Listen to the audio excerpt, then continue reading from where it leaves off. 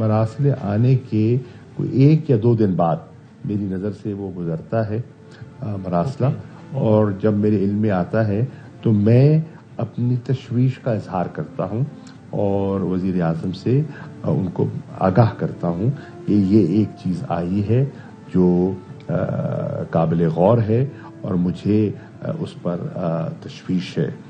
और मैंने मुख्तलिफ जो हमारे स्टेक होल्डर्स हैं उनको भी उसकी इत्ला दफ्तर खारजा कर देता है।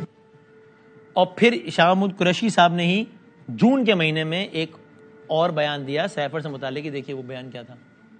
जब मुझे अंदाज़ा हुआ कि इस किस्म का कोई मरासला दफ्तर खारजा में आया है तो मैंने फॉरेन सेक्रेटरी साहब से दरख्वास्त की कि मुझे दिखाया जाए। 7 और 8 फिलफौर मैंने उसके लिए उसको तलब किया और उनने मुझे पेश कर दिया। प्राइम मिनिस्टर इमरान को मैंने इस मरासले के बारे में आगाह किया। फिर उससे पहले वो आगाह नहीं थे। मेरा अंदाजा यही है, मेरी तरफ से इत्ला मिली और फिर उन्होंने जब उसकी अहमियत को देखा तो फिर उन्होंने एक इजलास मुनक्किद किया।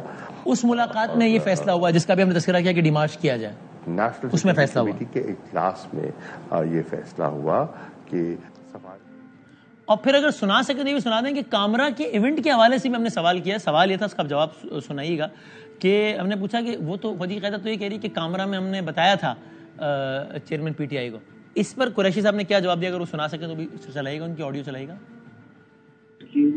मैं समझता हूँ क्योंकि इंक्वायरी कमेटी बन चुकी है और उससे पहले बात करना मुनासिब नहीं है, लेकिन खान साहब की नॉलेज में दे दी बात और कामरा में बात हुई थी और वहाँ डिमार्च का जिक्र भी हुआ था। यानी आपकी आज भी यही दानिश में आपकी जी तो कामरा में बात हुई थी, ये कहा कुरैशी साहब। मीर साहब इसमें बताइएगा जरा, आपने कुछ टाइमलाइन भी चला दी, ये इस सारे मामले में कुरैशी साहब का रोल क्या है, क्या आपको लगता है? साहब शाह महमूद कुरैशी साहब जो है ना, उनसे आप किसी भी मामले पे इख्तलाफ कर सकते हैं, लेकिन मैं ये समझता हूँ कि पाकिस्तान के खारजा अमूर पर उन्होंने हमेशा वही मौक़िफ़ इख्तियार किया है जो उनकी नज़र में पाकिस्तान के कौमी मुफाद के मुताबिक था। हाँ सही, बिल्कुल। और इस मामले पे आपको याद होगा कि तहरीक इंसाफ के कुछ रहनुमा और ख़ास तौर पे जो इमरान खान साहब के इर्द गिर्द कुछ लोग थे, उन्होंने ये दावा किया था जी कि हमसे तो छुपाया गया साइफर, हमने तो गले में उंगली डाल के वो निकाल लिया। हाँ जी हाँ। तो ये जो आप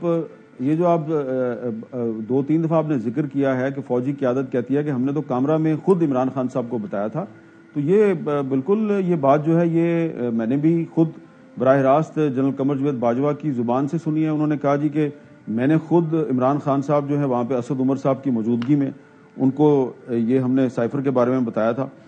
और अब इसमें जो शाह महमूद कुरैशी साहब का मामला है, तो मैं समझता हूँ कि शाह महमूद कुरैशी साहब ने फॉरेन सेक्रेटरी के आज़म खान के साथ बात करने से एक दिन पहले खान साहब को, यानी कि वज़ीर आज़म साहब को, इस बारे में अपनी तशवीश से आगाह कर दिया था। तो जो आज़म खान ने कल जो स्टेटमेंट रिकॉर्ड करवाई है उसमें, और शाह महमूद कुरैशी साहब का जो पिछले साल अप्रैल और मई का जो मौक़िफ़ है जो आपने भी अभी नशर किया है, तो उसमें मुझे कोई खास फर्क नजर नहीं आता।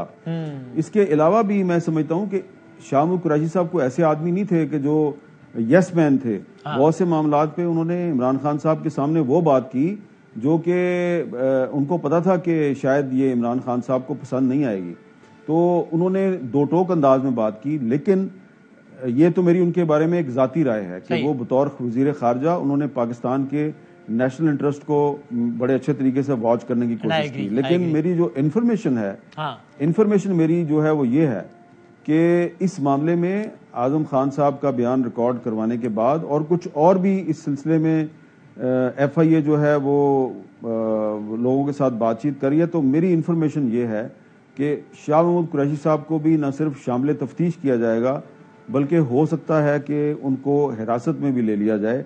इसके अलावा डॉक्टर शीरीन मज़ारी साहबा जो हैं उस पर भी उन पर भी किसी की सुई फंसी हुई है, लेकिन उन पे सिर्फ इतना इल्ज़ाम है कि उन्होंने काबीना का जो इजलास था जिसमें साइफर डिस्कस हुआ था, तो उसमें उन्होंने इमरान खान को ये मशवरा दिया था कि आप ایک بہت ہارڈ لائن لیں امریکہ کے خلاف.